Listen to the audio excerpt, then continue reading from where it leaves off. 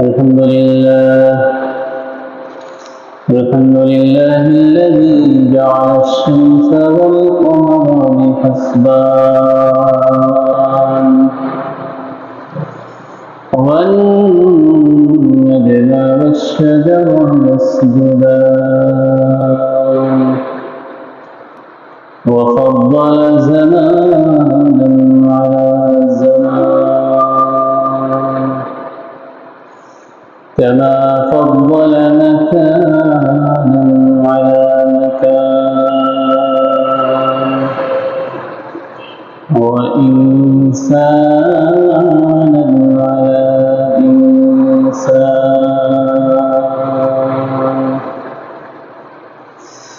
ونشهد أن لا إله إلا الله وحده لا شريك له ونشهد أن سيدنا وسندنا وحبيبنا وطبيبنا وطبيب قلوب ربنا وأولانا ومولانا محمدا عبده ورسوله أرسله الله تعالى إلى كافة الناس بشيرا ونذيرا وداعيا إلى الله بإذنه وسراجا منيرا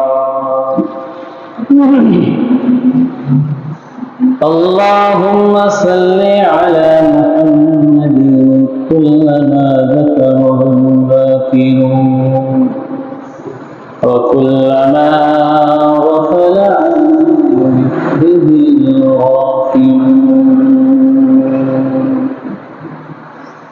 أما بعد فأعوذ بالله من الشيطان الرجيم بسم الله الرحمن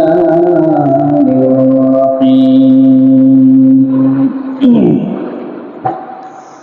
إن عدة الشهور عند الله 12 شهرا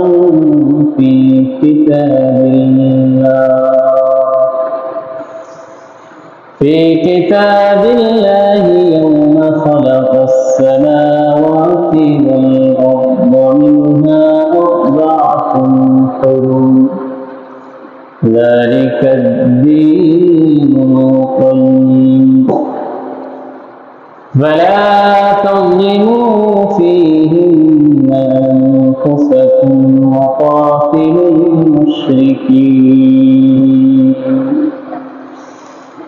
وقاتلوا المشركين كافة كما يقاتلونكم كافة واعلموا أن الله مع المتقين وعن أبي بكرة رضي الله تعالى عنه النبي صلى الله عليه وسلم قال الزمان قد استدار كهيئته يوم خلق السماوات والأرض السنة 12 شهرا منها 4 حرم 3 متواليات ذو القعدة وذو الحجة والمحرم ورجب مضر الذي بين الجمدين وشعبان أو كما قال النبي عليه الصلاة والسلام আমরা সকলে নবীর মহব্বতে দুরূদ করি اللهم صل على محمد وعلى آل محمد كما صليت على إبراهيم وعلى آل إبراهيم إنك إنك حميد مجيد اللهم بارك على محمد وعلى آل محمد كما باركت على إبراهيم وعلى آل إبراهيم إنك حميد مجيد بلغ العلا بكماله كشف الدجى بجماله حسنت جميع خصاله صلوا عليه وآله وفوق به है जिस फूल में खुशबू भी है अरे वो दिल तो दिल नहीं है जिस दिल में खुदा का जिक्र नहीं है बेकमालिह कशफ दुजा बिजमालिह हसनत जमील खिसालिह सल्लु अलैहि व आलिहि अल्हम्दुलिल्लाह महान अल्लाह ताआलार दरबारे অসংখ্য অগণিত শুকরিয়া যে আল্লাহ পাক রব্বুল আলামিন আমাদেরকে জুমার নামাজ আদায় করার জন্য আল্লাহ তাআলার পবিত্র ঘরে আসার তৌফিক দিয়েছেন। এই জন্য আমরা সবাই কালিমাতু শুকর আদায় করি আলহামদুলিল্লাহ। আজকে আরবি মুহররম মাসের 1 তারিখ, আরবি নববর্ষ প্রথম মাস শুরু। আরবি মাসের প্রথম তারিখ আছে। তো আমরা মোটামুটি ধারণা করে ফেলতে পারি যে জুমায় আমরা মুহররম মাসের গুরুত্ব তাৎপর্য, আশুরার দিনের গুরুত্ব তাৎপর্য সম্পর্কে আলোচনা করব।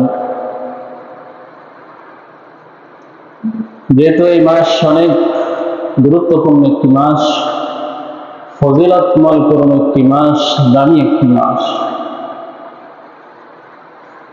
সেজন্য এই মাসে আমাদের এই মাস সম্পর্কে মোটামুটি একটা ধারণা রাখা দরকার। এটা কিরকম মাস, এই মাসে আমাদের করণীয় বর্জনীয় কি, সে সম্পর্কে আমাদের জানা দরকার।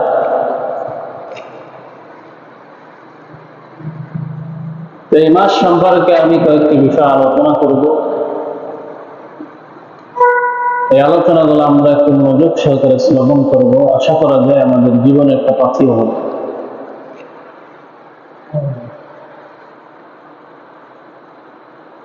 এক নম্বর বিষয় আলোচনা করব মুহররম মাসের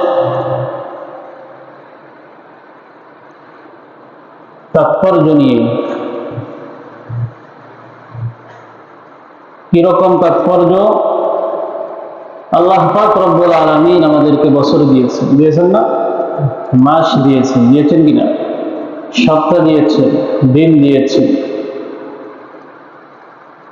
তো বছর, মাস, সপ্তাহ, দিন এগুলো আল্লাহর নিয়ামত। তার নিয়ামত। দিন যাইতেছে, দিন অতিবাহিত হইতে হইতে সপ্তাহ আসতেছে, সপ্তাহ অতিবাহিত হতে হতে আমাদের কাছে মাস আসতেছে, মাস অতিক্রম হতে হতে বছর আসতেছে। এভাবে লাগাতার সময় অনুযায়ী চলতেছে, কেউ ওটাকে পরিবর্তন করতে পারবে না। দিন যাইতেছে, দিনের পর রাত আসতেছে কিনা। এই জন্য আল্লাহ পাক রব্বুল আলামিন বলছেন যে বছর, মাস, সপ্তাহ, দিন এগুলো আমার নিয়ামত। এগুলো কার নিয়ামত?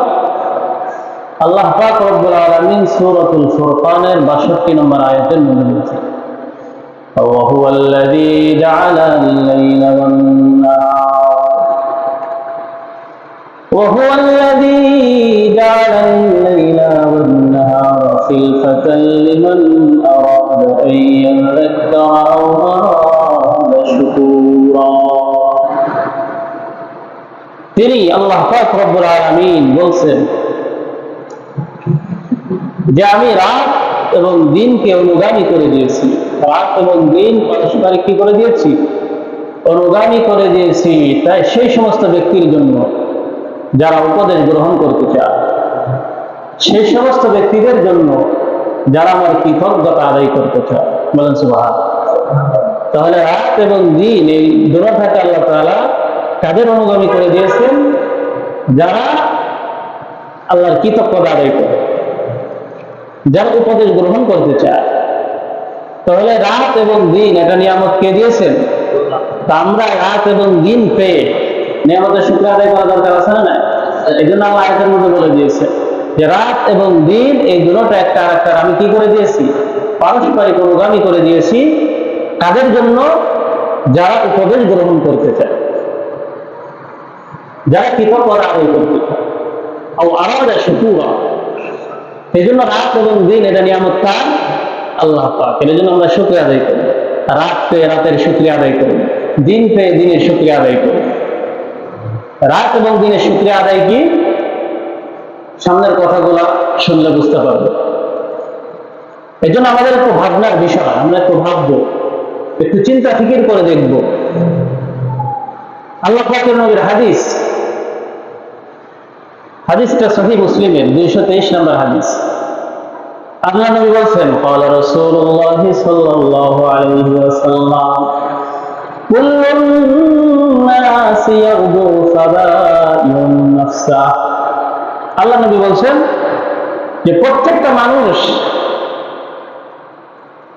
সকালে তার আমলের বিনিময়ে সে নিজেকে বিক্রি করে।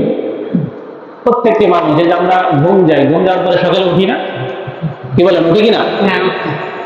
আল্লাহ নবী বলছেন যে প্রত্যেকটা মানুষ যে রাত্রে ঘুম যায়, ঘুম থেকে ওঠার পরে সে নিজেকে তার আমলের বিনিময়ে বিক্রি করে দেয়।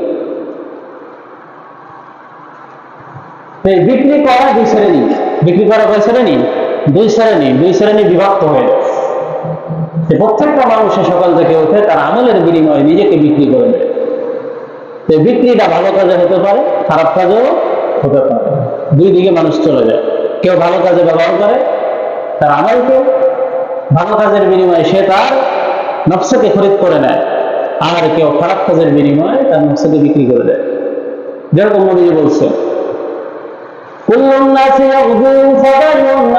প্রত্যেক মানুষের সকালে তার আমলের বিনিময়ে বিক্রি হয়। এক শ্রেণীর ব্যক্তি তারা নিজেরা সকালে আমলের বিনিময়ে বিক্রি করে দেয়, এবং তারা এই বিক্রি এমন ভাবে করে আল্লাহ পাক রব্বুল আলামিনের আযাব ও গজব থেকে বাঁচার জন্য তাদের নফসকে বিক্রি করে দেয়। আল্লাহর আযাব গজব থেকে নিজেকে হেফাজত করে, সেই সুবাদে তার নফসকে কি করে? আমলের বিনিময়ে বিক্রি করে। অর্থাৎ ভালো আমলের বিনিময়ে তার নফসটাকে কি করে দিল? বিক্রি করে দিল। যে বিক্রির কারণে আমি আল্লাহর আযাব, আল্লাহর কহর, আল্লাহর শাস্তি থেকে আমি কি হয়ে গেলাম? বেঁচে গেলাম। আরেক শ্রেণী আছে, আল্লাহ নবী বলছেন, আও মুবিকুহা, দ্বিতীয় শ্রেণীর ব্যক্তিরা তারা সকালে উঠে তাদের নফসকে বিক্রি করে দেয় খারাপ কাজে।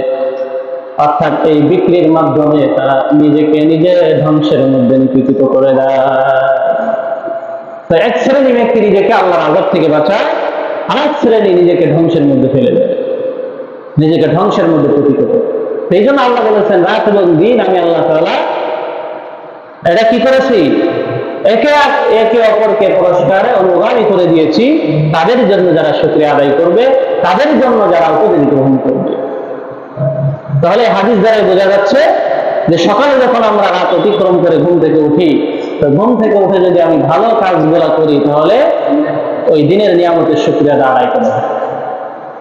আর যদি খারাপ কাজ করি, তাহলে আমি নিয়ামতের শুকরিয়া আদায় করলাম না। পরে হাদিসটা শুনলে আরো ক্লিয়ার হয়ে যাবে। পরে হাদিসটা সুনান আবু দাউদের 5073 নম্বর হাদিস।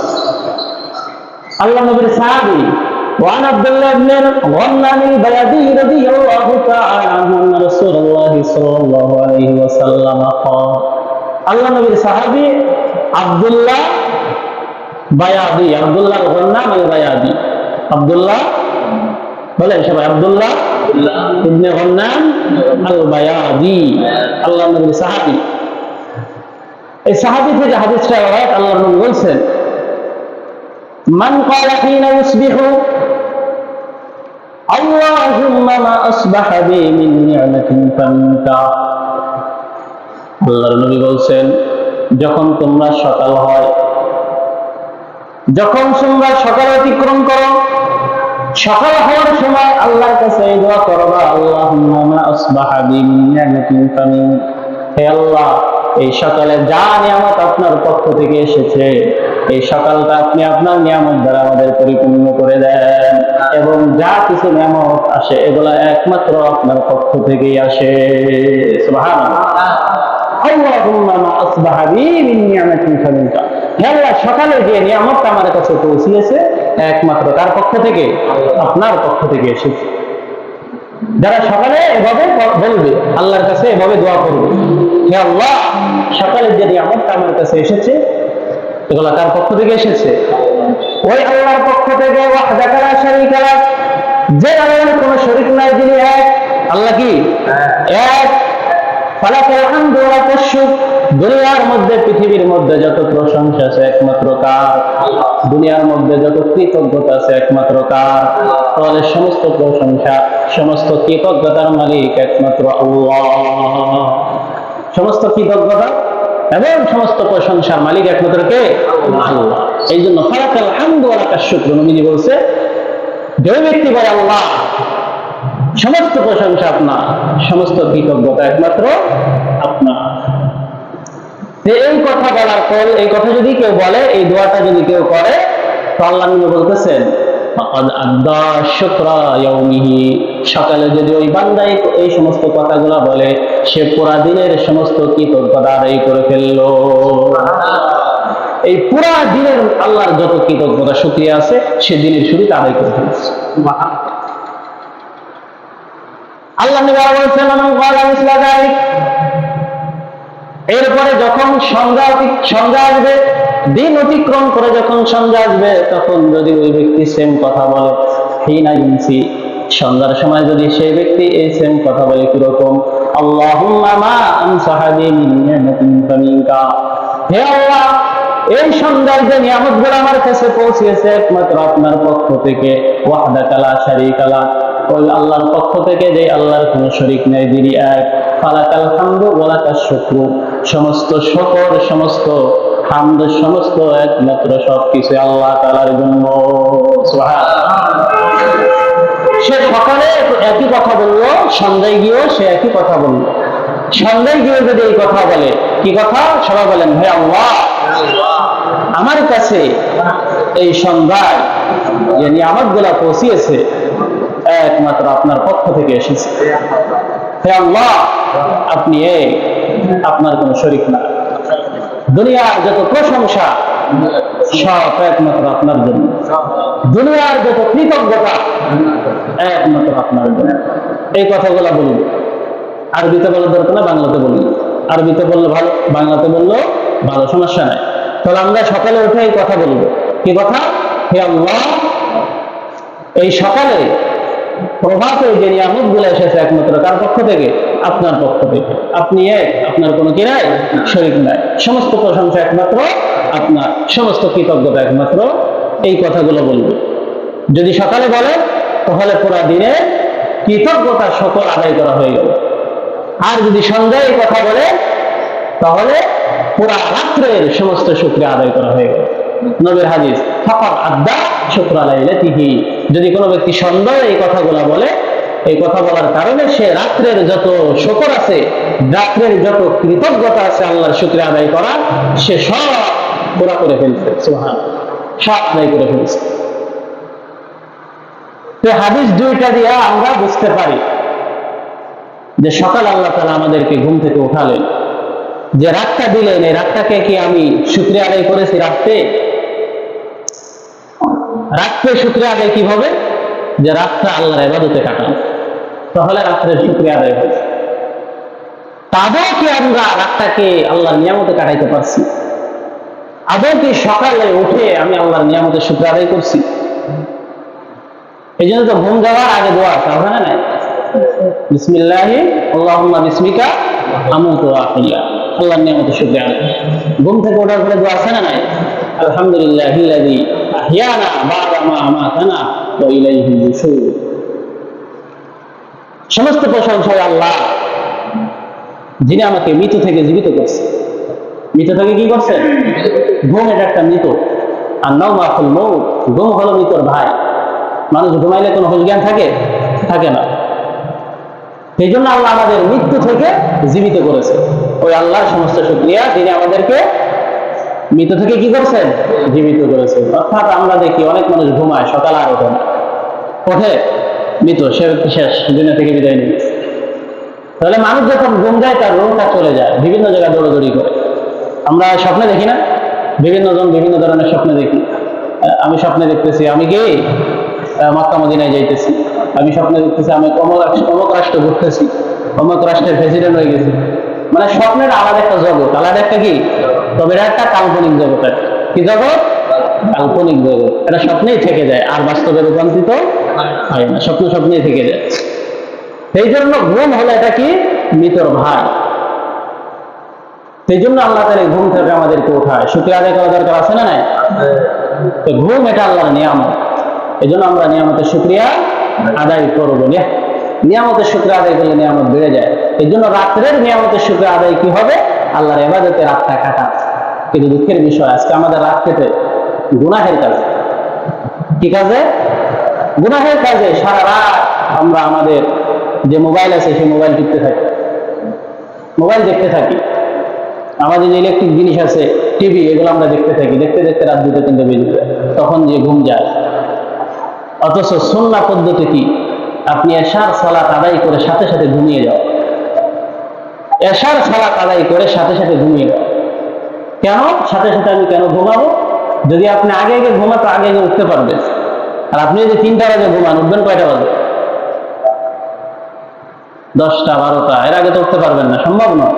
তো কোথায় আপনার আল্লাহর শুকরিয়া আদায়? কোথায় আপনার নামাজ? কোথায় আপনার সালাত? কোথায় আপনার ভালো কাজ? শুকরিয়া আদায় করা কই হল? আর ওই কথা কখন বলবেন? হাদিসের মধ্যে যে কথা আল্লাহ নবী বলতে বলেছে, আল্লাহুম্মা মা আসবাহা বি নিয়ামাতিন, এই কথা কি 10টা বাজে উঠে বললে হবে? এই কথা কখন বলতে হবে? ঘুম থেকে উঠে এই কথাগুলো বলতে হবে। তখন আমরা যদি ঘুম থেকে উঠি 10টা বাজে, তাহলে আমরা আল্লাহর নিয়ামতের শুকরিয়া কিভাবে আদায় করব? ওই যে বলছি যে ঘুম থেকে উঠে মানুষ কয় শ্রেণী হয়ে যায়? 2 শ্রেণীতে বিভক্ত হয়ে যায়। কেউ নিজের জানকে বিক্রি করে দেয় ভালো আমলের বিনিময়ে, আর কেউ নিজের জানকে বিক্রি করে বদ আমলের বিনিময়ে। তা মোটামুটি আমরা একটা বুঝতে পারলাম। এই জন্য আমরা রাতটা আল্লাহর ইবাদতে কাটাবো। সকালবেলা যখন উঠবো, উঠে আমরা কমপক্ষে তাহাজ্জুদ করতে না পারলে ফজরের সালাতটা আদায় করব। দুঃখের বিষয়, আমাদের এই এলাকাটা অনেক বড় এলাকা, কিন্তু ফজরের সালাতে দেখা যায় একজন মুসল্লি, মুয়াজ্জিন সহ ইমাম সহ 3 জন। অনেক সময় ইমাম মুয়াজ্জিন মিলে নামাজ পড়তে হয়। এই জাতি সফলতা কিভাবে পাবে? এই জাতি বিধর্মীদের কালচার থেকে কিভাবে বের হয়ে আসবে? কারণ যে জাতি আল্লাহকে চিনতে পারে না, যে জাতি আল্লাহকে জানতে পারে না, আল্লাহর শক্তিকে জানতে পারে না, সে জাতি কিভাবে সফলতা পাবে? এই জন্য প্রিয় মুসল্লি ভাইরা, আমাদের রাতটাও আল্লাহর নিয়ামতের শুকরিয়া আদায় করতে হবে, দিনেও আল্লাহ তাআলা কি করতে হবে? যেহেতু আল্লাহ রাত এবং দিন দিয়েছেন, কে দিয়েছেন এগুলা? আল্লাহ। এগুলার নিয়ামতের শুকরিয়া আদায় করা দরকার আছে না নাই? এই জন্য আমরা নিয়ামতের শুকরিয়া আদায় করে এগুলাকে কাটাবো। আল্লাহ সবাইকে তৌফিক দান করুন। আল্লাহ পাক রব্বুল আলামিন, আগে শুরুতে বলেছিলাম বছর, মাস, সপ্তাহ, দিন, এগুলা কার নিয়ামত? আল্লাহ। আল্লাহ পাক রব্বুল আলামিন কোরআনের মধ্যে 12 মাসের কথা বলেছে। কয় মাসের কথা? 12 মাসের কথা। আল্লাহ পাক সূরা তাওবা 36 নম্বর আয়াতে বলছে। কত নম্বর আয়াত? 36। আল্লাহ পাক বলছে, ইন্না ইদ্দাতাশ শুহুরি ইনদাল্লাহি 12 শাহরান ফি কিতাবিল্লাহ ইয়াওমা খালাকাস সামাওয়াতি ওয়াল আরদা মিনহা আরবাআতুন হুরুম। আল্লাহ বলছেন, আসমান জমিন সৃষ্টির সূচনা লগ্ন হতে আমি আল্লাহ পাক রব্বুল আলামিন সেই দিন থেকে আমার বিধানের মধ্যে 12টি মাস সৃষ্টি করেছি। আমার গণনার মধ্যে, আমার বিধানের মধ্যে মাস 12টি। মাস কয়টি? 12টি। কোন দিন থেকে? যেই দিন আমি আল্লাহ আসমান জমিন সৃষ্টি করেছি। তো আসমান জমিন সৃষ্টি থেকে এই পর্যন্ত আল্লাহর বিধানে মাস কয়টি? বলেন কয়টি? আল্লাহর বিধান অনুযায়ী, আল্লাহর গণন অনুযায়ী মাস 12টি। মিনহা আরবাতুন হুরুম, আল্লাহ পাক রব্বুল আলামিন বলেন এই 12 মাসের মধ্যে 4টি মাস হারাম মাস। 4টি মাস কি মাস? হারাম মানে সম্মানিত মাস, হারাম মানে ফজিলত পূর্ণময় মাস, হারাম মানে সব থেকে উৎকৃষ্ট 4টি মাস। 12 মাসের মধ্যে সব থেকে দামি মাস কয়টি? 4টি। সব থেকে দামি মাস 4টি। আল্লাহ পাক রব্বুল আলামিন বলেন যালিকা দ্বীনুল কাইয়িম, হে আমার বান্দা, দিন হলো আমি আল্লাহ যে দিন নাজিল করেছি এই দিন অতি সহজ সরল, এই দিনের মধ্যে কোনো বক্রতা নাই।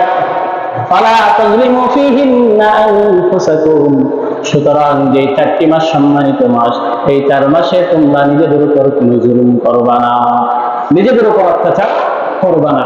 যে সম্মানিত 4টি মাস, এই 4টি মাস তোমরা সেই সম্মানগুলা বজায় রাখবা, 4টি মাসের সম্মানগুলা ধরে রাখবা। সে 4টি মাস কি কি নবীজি তাফসীর করেছেন।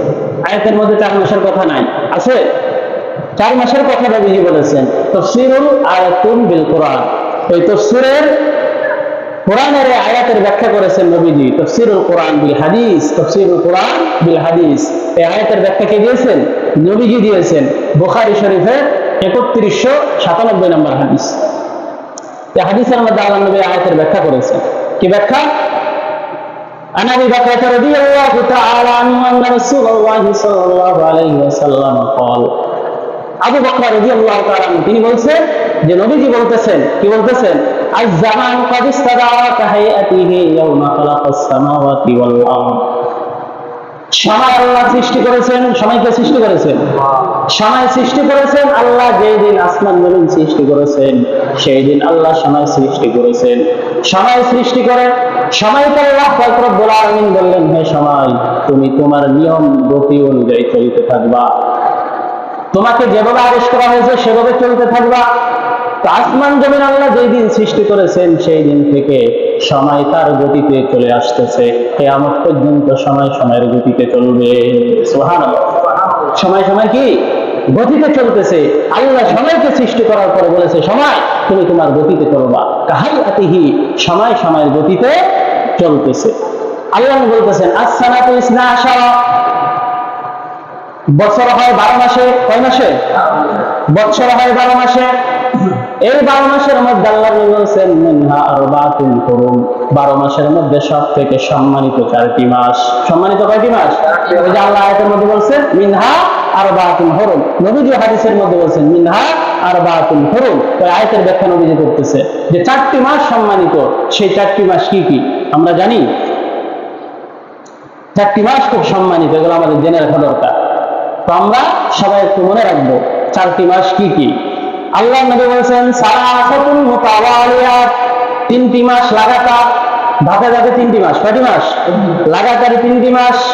1 নম্বর যুলকাদা ওয়া যুলহিজ্জা, 3 নম্বর আল মুহররম। তাহলে লাগাতার কয়টি মাস?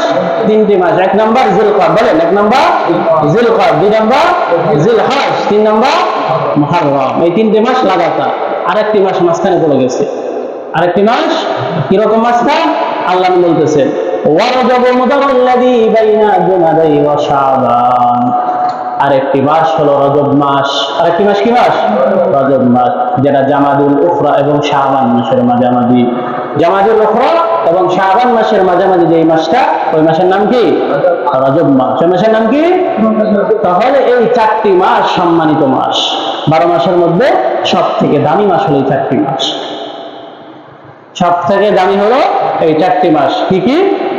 জিলকাদ, জিলহজ, মুহররম, রজব। বলেন জিলকাদ, সবাই বলেন জিলকাদ, জিলহজ, মুহররম, রজব। এগুলো আমরা সবাই মুখস্থ রাখবো। এই 4টি মাসকে বিশেষভাবে সম্মান করতে হবে। বিশেষভাবে সম্মান করতে বলেছেন কে? আল্লাহ। বিশেষভাবে সম্মান করতে বলেছেন কে? আমাদের নবীজি। এই জন্য এই মাসগুলো আমরা সম্মান করব। এই মাসের সম্মান কিভাবে? এই মাসে কোনো অশ্লীল কাজ করা যাবে না। এই মাসে আল্লাহর গুনাহ থেকে, মানে গুনাহ থেকে আল্লাহ নিজেকে হেফাজত করতে হবে, বেশি বেশি ইবাদত বাড়িয়ে দিতে হবে। এটা হলো কি হবে? এই মাসের সম্মান করা হবে। এই 4টি মাস আমরা সবাই মুখস্থ রাখবো। এগুলো 1 নম্বর বিষয়। 2 নম্বর বিষয়, আশুরা রোজার তাৎপর্য। আমাদের সামনে যে আশুরা, এই মুহররম মাসে আসতেছে আশুরার দিন। কিসের দিন? 10ই মুহররমকে কি বলা হয়? আশুরার দিন বলা হয়। তো আশুরার দিনে রোজার তাৎপর্য কি, সে বিষয়ে আমরা ইনশাআল্লাহ জানার চেষ্টা করব।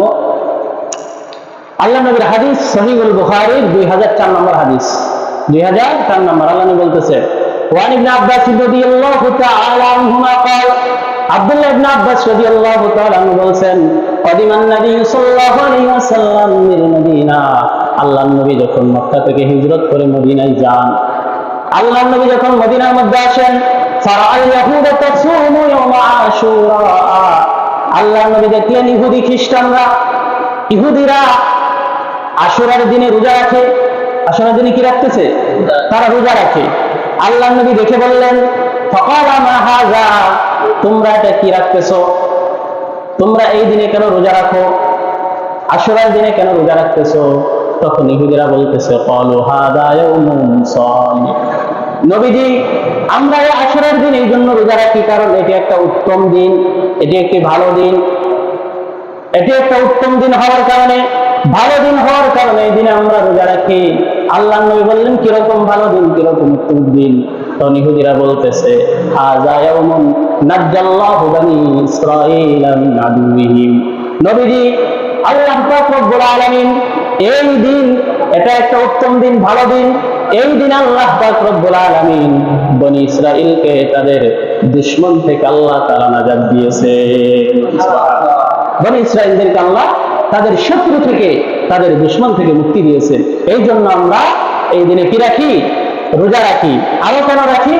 ফাসামাহু মূসা, আল্লাহ পাক রব্বুল আলামিন 10ই মুহররমে বনী ইসরাঈলকে ফিরাউনের কবল থেকে মুক্তি দেওয়ার কারণে হযরত মূসা আলাইহিস সালাতু ওয়াস সালাম এই দিনে রোজা রেখেছিলেন। এই জন্য আমরাও সেই দিনে রোজা রাখি, দিনের সম্মানার্থে, দিনের মর্যাদার ক্ষেত্রে। আল্লাহর নবী বললেন, ক্বালা রাসূলুল্লাহ সাল্লাল্লাহু আলাইহি ওয়াসাল্লাম, ফাআনা আহাক্কু বিমূসা মিনকুম, হে আমার সাহাবী, হে আমার উম্মত, ইহুদিরা মূসা আলাইহিস সালাম রোজা রাখতেছে সেই জন্য রোজা রাখতেছে, আরে তাদের থেকে তো আমি মূসা আলাইহিস সালামের বেশি নিকটবর্তী, এই জন্য আমিও রোজা রাখবো, তোমরাও রোজা রাখবা। সুবহানাল্লাহ। যে আমি তো আমার ভাই মূসার থেকে, তাদের থেকে বেশি নিকটবর্তী, নিকটবর্তী না? কারণ মূসা আলাইহিস সালাম নবী ছিলেন, আমাদের নবীজিও নবী ছিলেন, তারা তো উম্মত, তারা তো মূসা আলাইহিস সালামের যতটা নিকটবর্তী তার থেকে বেশি নিকটবর্তী আমি নবী, এই জন্য তো আমার এটা কর্তব্য, আমিও রোজা রাখবো। তা আল্লাহ নবী বললেন, ফাসামাহু ওয়া আমারা বিসিয়ামিহি, হে আমার উম্মত, সামনে থেকে আমিও রোজা রাখবো, তোমরাও রোজা রাখবা।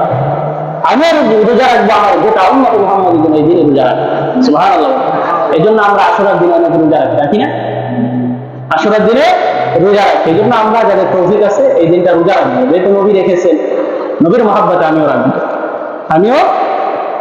এটা হলো আশুরার রোজার তাৎপর্য। এটা গেল 2 নাম্বার। 3 নাম্বার, যে আশুরার রোজা কতটা গুরুত্ব। আশুরার রোজার গুরুত্ব, আল্লাহর নবীজি 4টি কাজ কখনো ছাড়ে নাই। কয়টি কাজ? এটা আমরা মাথায় রাখবো, মনে রাখবো। কার মহব্বতে? নবীর মহব্বতে। এই নিয়ত করবে যে আমার নবীজি কখনো ছাড়ে নাই এই 4টি কাজ, আমি একটু রাখার একটু চেষ্টা করি না। 4টি কাজ কখনো নবীজি ছাড়ে নাই। সুনানান নাসাই, হাদিসের কিতাবের নাম সুনানান নাসাই, 2416 নম্বর হাদিস। হাদিসটা বর্ণনা করতেছে আম্মা জান হাফসা রাদিয়াল্লাহু তাআলা আনহা। আন হাফসা রাদিয়াল্লাহু তাআলা আনহা, আরবাউন লাম ইয়াকাউনা বাউহুন্না নবী সাল্লাল্লাহু আলাইহি ওয়াসাল্লাম, আম্মা জান হাফসা বলেন, নবীজি 4টি কাজ কখনো ছাড়ে নাই যতদিন দুনিয়ার মধ্যে জীবিত ছিলেন। এই 4টি কাজের মধ্যে একটি কাজ নবীজি কখনো ছাড়ে না, অর্থাৎ দায়মান করছেন, সর্বদা করে গেছেন 4টি কাজ। কয়টি কাজ? সব আমরা মনে রাখবো। 4টি কাজ কি কি? 1 নাম্বার সিয়াম আশুরা। 1 নাম্বার, আল্লাহর নবী আশুরার দিনে রোজা কখনো ছাড়ে নাই। আশুরার দিনে রোজা, বলেন, আল্লাহর নবী আশুরার দিনে রোজা কখনো ছাড়ে নাই। 2 নাম্বার ওয়াল আশ, 9টি রোজা নবীজি কখনো ছাড়ে নাই। যেই 9টি রোজা আমাদের থেকে চলে গেছে, জানি না কে রেখেছি আর কে রাখি নাই। সেই 9টি রোজা হলো জিলহজ মাসের 1 থেকে 9 তারিখ পর্যন্ত। জিলহজ মাসের, এই যে আমরা কুরবানি দিছি না, যে আমাদের মাসটা চলে গেল, মুহররম মাস ঢুকছে, এর আগের যে মাসটা চলে গেল জিলহজ মাস, কি মাস? এই মাসের 1 থেকে 9 তারিখ পর্যন্ত নবীজি লাগাতার 9টি রোজা রাখতেন। কয়টি? জীবনে ছাড়ে নাই নবী, মৃত্যুর আগ পর্যন্ত নবীজি রেখে গেছে এই 9টি রোজা। তাহলে 1 নাম্বার আশুরা রোজা নবীজি ছাড়ে নাই। 2 নাম্বার জিলহজ মাসের 1 থেকে 9টা রোজা নবীজি ছাড়ে নাই। 3 নাম্বার ওয়া সালাসাতা আইয়ামিন মিন কুল্লি শাহর, প্রত্যেক মাসে নবীজি 3টা রোজা রাখতেন। যতদিন দুনিয়ার জমিনে জীবিত ছিলেন কখনোই 3টা রোজা নবীজি ছাড়ে নাই। 3টা রোজা কি কি আমরা বলতে পারবো? আগেও আমি অনেকবার বলেছি। হ্যাঁ, মাশাআল্লাহ মাশাআল্লাহ, আমাদের আঙ্কেল বলছেন 13, 14, 15, চান্দ্র তারিখে 13, 14, 15 আইয়ামে বীজের রোজা বলা হয় আরবি ভাষায়, হাদিসের ভাষায়। এই 3টি রোজা নবীজি কখনো ছাড়ে নাই, প্রত্যেক মাসে নবীজি রাখতেন।